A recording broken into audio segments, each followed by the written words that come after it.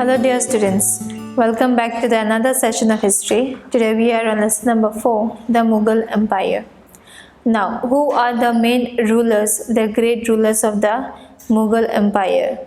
They are the Babur, then Humayun, Akbar, Jahangir, Shah Jahan and Aurangzeb.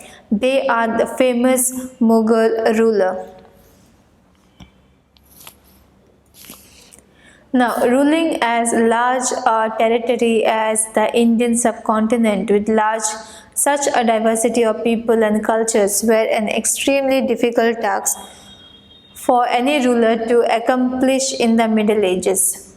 Quite in contrast to their predecessors, the Mughals created an empire and accomplished with had hitherto seemed possible for only short periods of time.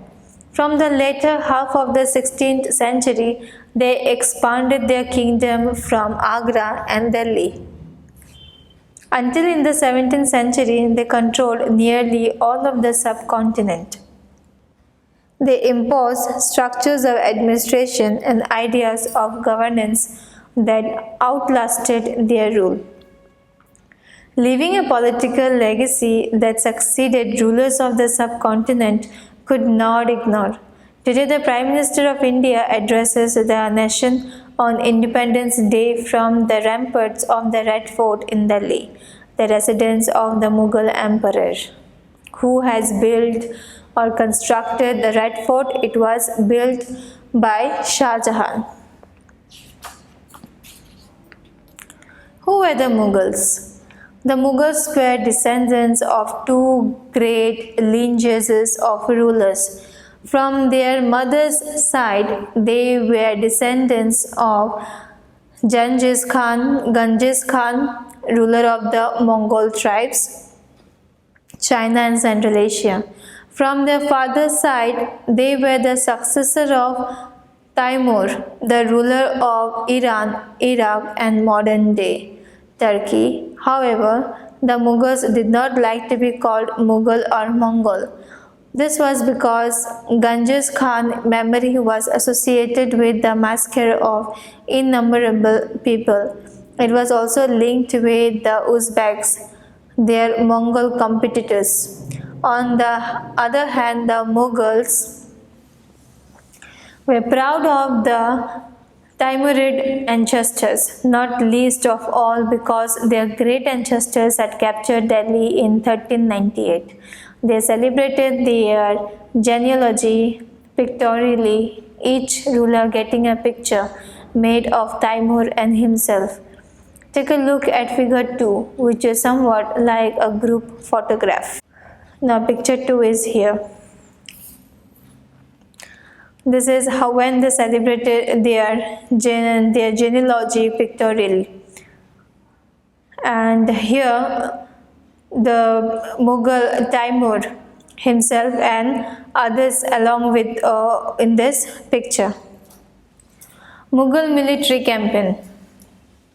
Babur, the first Mughal emperor, succeeded to the throne of Fergana in 1494 when he was only 12 years old. He was forced to leave his ancestral throne due to the invasion of another Mongol group, the Uzbeks. After years of wandering, he seized Kabul in 1504. In 1526, he defeated the Sultan of Delhi, Ibrahim Lodi, at Panipat and captured Delhi and Agra. Table 1. Charts from some of the major campaigns of the Mughals.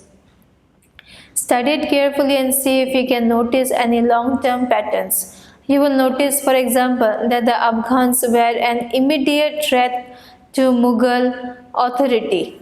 Note the relationship between the Mughals and the Ahoms, the Sikhs and Mewar and Marwar. How was the Humayun's relationship with Safavid Iran different from Akbar's? All this you will study in chapter 7, chapter 10 and chapter 9. Did the annexation of the Golconda and Bijapur in Aurangzeb's region and hostilities in the Deccan?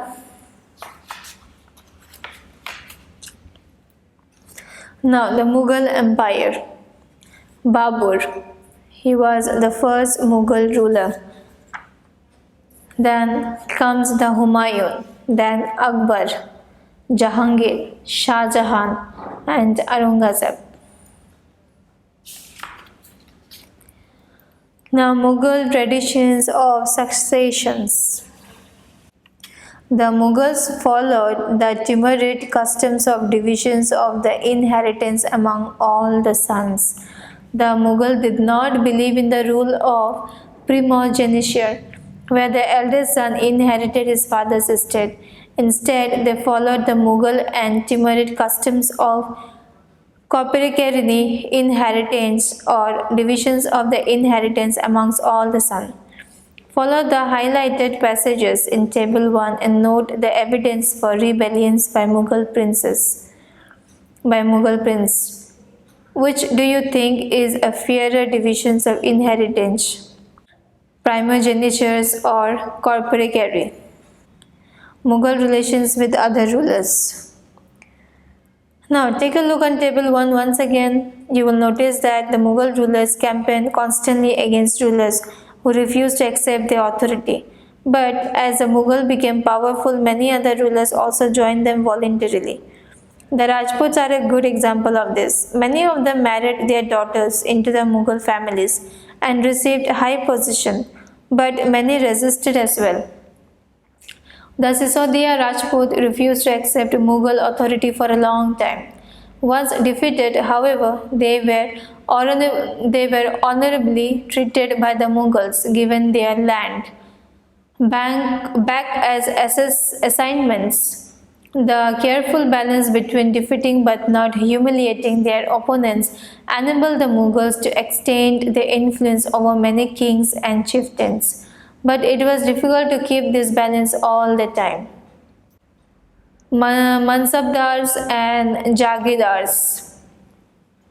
As the empire expanded to encompass different regions of the Mughals, recruited diverse bodies of the people from a small nucleus of Turkish nobles. They expanded to include Iranians, Indian Muslims, Afghans, Rajputs, Marathas, and other groups.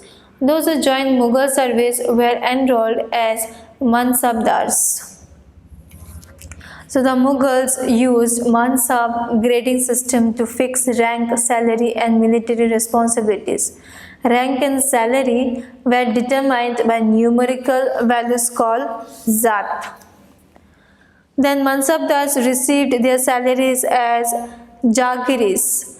Jagiris were carefully assessed during Akbar's reign, but it was no longer the case in Aurangzeb. He was unable to control the developments in the last years of his reign, and peasantry therefore suffered tremendously. Next we have Zabt and Zamindars. Zabt means tax on the produce of peasantry was the main source of the Mughal emperor. Then, in most places, peasants paid taxes to the rural elites, that is, the headman or the local chieftain. The Mughals used one term zamindars to describe all intermediaries, whether they were local headmen of village or powerful chieftains. Akbar's revenue minister Todarmal carried out a careful survey of crops yield, prices and areas cultivated for a 10-year period. 1570-1580, on the basis of this data, tax was fixed on each crop in cash. Each province was divided into revenue circles with its own schedule of revenue rates for individual crops. This revenue system was known as Zabt. It was prevalent in those areas where Mughal administrators could survey the land and keep very careful accounts. This was not possible in provinces such as Gujarat and Bengal. In some areas, the zamindars exercised a great deal of power. The exploitations by Mughal administrators could drive them to rebellion. Sometimes zamindars and peasants of the same caste aligned in rebelling against Mughal authority. This peasants' revolt challenged the stability of the Mughal Empire from the end of the 17th century. A closer look, Akbar's policies. The broad features of administration was laid down by Akbar and was elaborately discussed by Abul Fazl in his book, the Akbarnama, in particular in its last volume, Ain-e-Akbari. Abul Fazl explained that the empire was divided into provinces called subhas, governed by a subhadar who carried out both political and military functions. Each provision also had a financial officer or diwan. For the maintenance of peace and order in his province, the subhadar was supported by other officers, such as the military paymasters, the minister in charge of the religious and charitable patronage, military commanders, and the town police commander. Akbar noble commanded large armies and had access to large amounts of revenue. While they were loyal, the empire functioned efficiently, but by the end of the 17th century, many nobles had built independent networks of their own.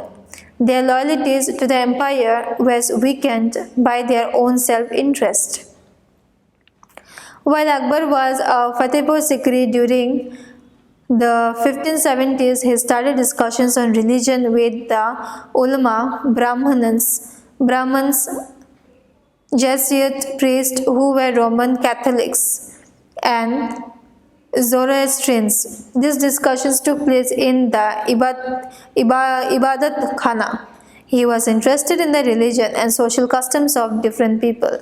Akbar's interactions with people of different faiths made him realize that religious scholars who emphasized rituals and dogma were often bigots. Now, dogma means a statement or an interpretation declared as authoritative with the expectation that would be followed without question.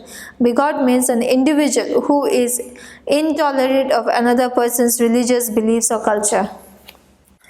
Their teachings created divisions and disharmony amongst the subject. This eventually led Akbar to the idea of Salikul or universal peace. This idea of tolerance did not discriminate between people of different religion in his realm. Instead, it focused on a system of ethics, honesty, justice, peace that was universally applicable. Abul Fazl helped Akbar in framing a vision of government around this idea of Salikul. This principle of governance was followed by Jahangir and Shah Jahan as well. Now, Salikul. Jahangir, Akbar's son, described his father's policy of Salikul in the following words. As in the wide expanse of that divine compassion, there is room for all classes and the followers of all creeds. So, in these imperial dominions, which on all sides were limited only by the sea, there was room for the professors of opposite religion and for beliefs, good and bad, and the road to intolerance was closed.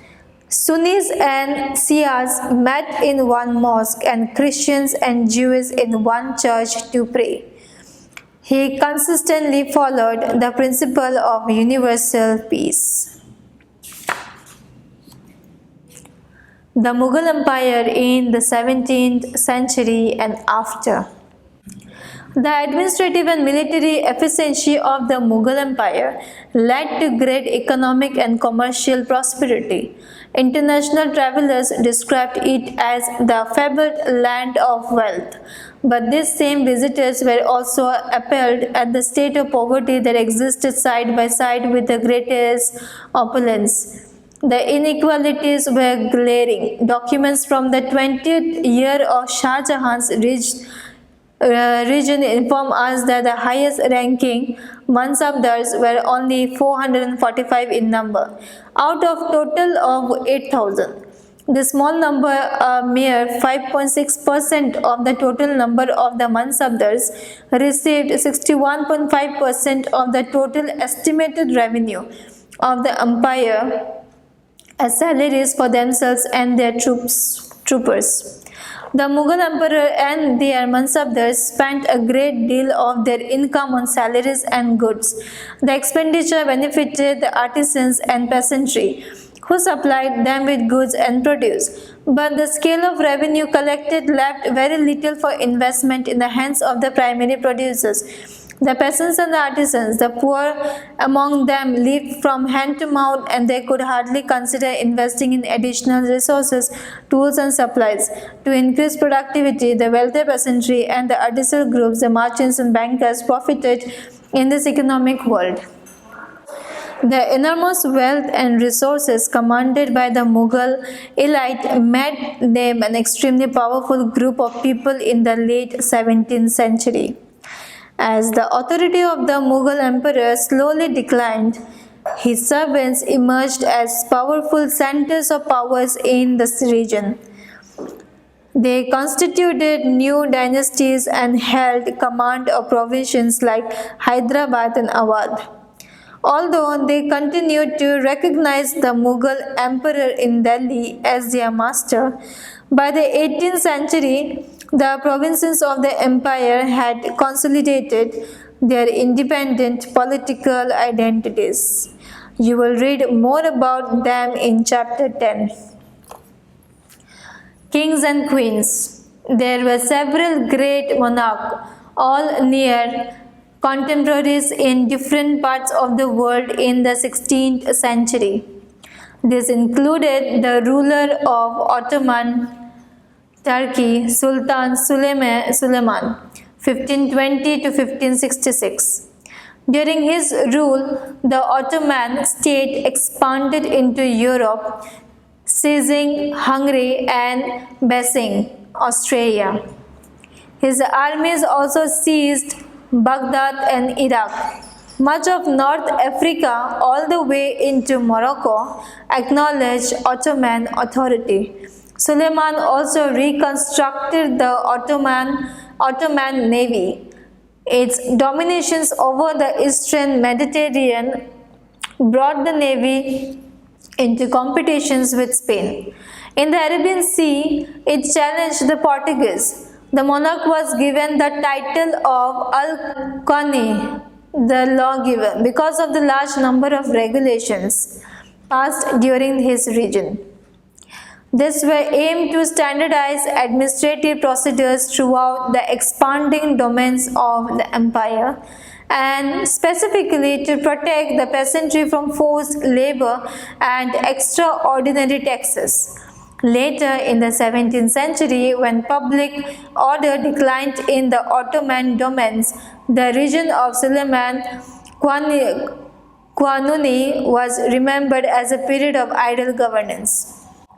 So this is the end of the chapter, students. Thank you so much and see you next time.